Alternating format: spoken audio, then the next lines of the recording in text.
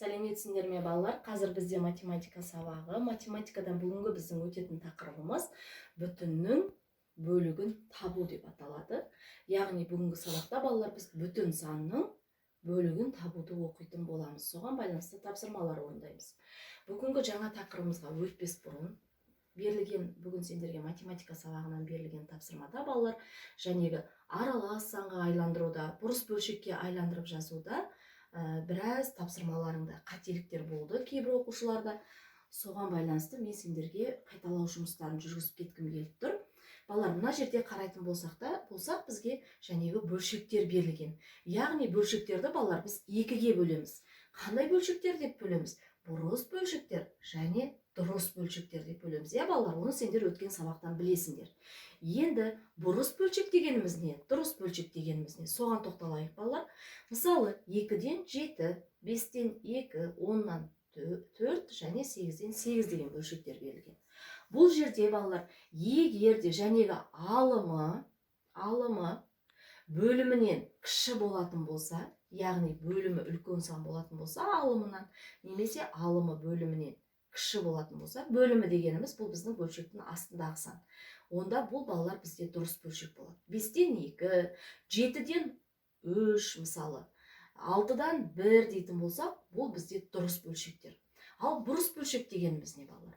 Бұрыс бөлшек дегеніміз алымы балалар бөлімінен үлкен болады. Міне, 2-ден 7 үлкен сан, олай болатын болса, балалар, 7 артық 2-ден.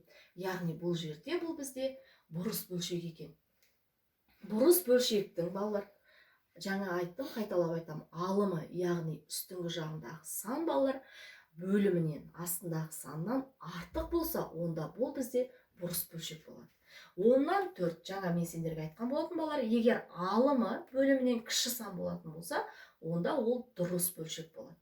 Келесі, 8-ден 8 балалар. Бұл жерде 8-ден 8 алымы да бөлімі де 8-ге тең болып тұр. Екеуі тең. Сол себепті бұл жерде 8-де 8-ге бөлетін болсақ, балалар 1 шығады. Ал бұл бөлшек бізде бұрыс бөлшек болады екен балалар. Олай болатын болса, дұрыс бөлшек дегеніміз не, бұрыс бөлшек дегеніміз не, есімізге түсті деп ойлаймын. Енді балалар, бізге міне 3-тен 14 деген бұрыс бөлшек берілген. Осы бұрыс бөлшекті аралас санға қалай айландырамын? Аралас санға айландыру үшін балалар 14-ті бөлеміз 3-ке. Сендер білесіңдер, мына бөлшек сызығы бөлуді береді. 14-ті 3-ке бөлетін болсақ балалар, 3-4-іміз 12, 3 пен 4-ті көбейтіндісі 12, және 2 қалдық екенін білесіңдер, 2 қалдық болады. Енді балалар, бұл жерде бізде 4 бүтін, бұл 4 бүтін болады, бүтін сан, және 2 қалдық. Қалдықты біз балалар алымына жазамыз. 2, ал мына бөліміндегі сан ешқандай өзгеріссіз сақталып жазылады. 3-тен 14 санын аралас санға айландырғанда балалар 4 бүтін 3-тен 2 деген сан шығады екен. Келесі 2 бүтін 5-тен 1 деген аралас сан берілген. Осы аралас санды қалай бұрыс бөлшекке айландыруға болады? Ол үшін балалар бөлімін тағы да ешқандай өзгертпей өзім жазып аламын. 2 мен 5-ті көбейтемін. 10, оған алымындағы санды қосамыз. Міне, 5-тен 11 деген сан шығады екен. Келесі балалар 2-ден 7. Бұл жерде 7-ні 2-ге бөлеміз балалар. 7-нің ішінде 2 3 реттен, яғни бөліміндегі 2-ні ешқандай өзгертусіз өзін көшіріп жазамын. Алымына қалдықты жазам. Жәнегі 3 пен 2-нің көбейтіндісі 6, 7-ден 6-на азайтатын болсақ балалар 1. 3 бүтін 2-ден 1 деген сан шығады екен. Бұл біздің балалар өткен тақырыбымыз болған. Есімізге түсірдік деп ойлаймын. Ал бүгінгі сабақта мен сендерге тағы да қосымша осы аралас санға және бұрыс бөлшекке айландырып жазуға тапсырма беретін боламын. Мұқият боламыз. Ал енді бүгінгі біздің жаңа тақырыбымыз балалар бүтін санның бөлігін табу.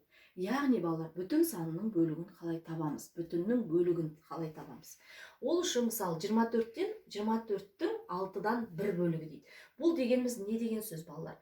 24-ті 6-ға бөліп бірге көбейтеміз деген сөз. Яғни 24-ті 6-ға бөлгендегі бір бөлігі қанша екенін табамыз. 24-ті 6-ға бөлетін болсақ, балалар 4, 4-ті бірге көбейтетін болсақ 4. Яғни 24-ті 6-ға бөлетін болсақ, балалар, жәнегі 6-дан бір бөлігі 4-ке тең болады екен. Балалар, сол сияқты мысалы 24-тің 6-дан 2 бөлігін қалай табамыз?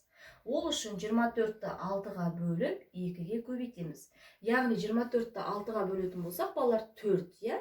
6 4-іміз 24, мына жерде 4 болады.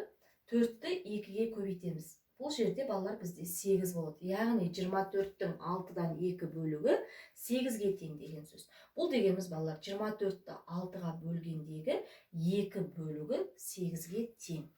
Олай болатын болса, балалар, бүтін санның бөлігін осылай табады екенбіз.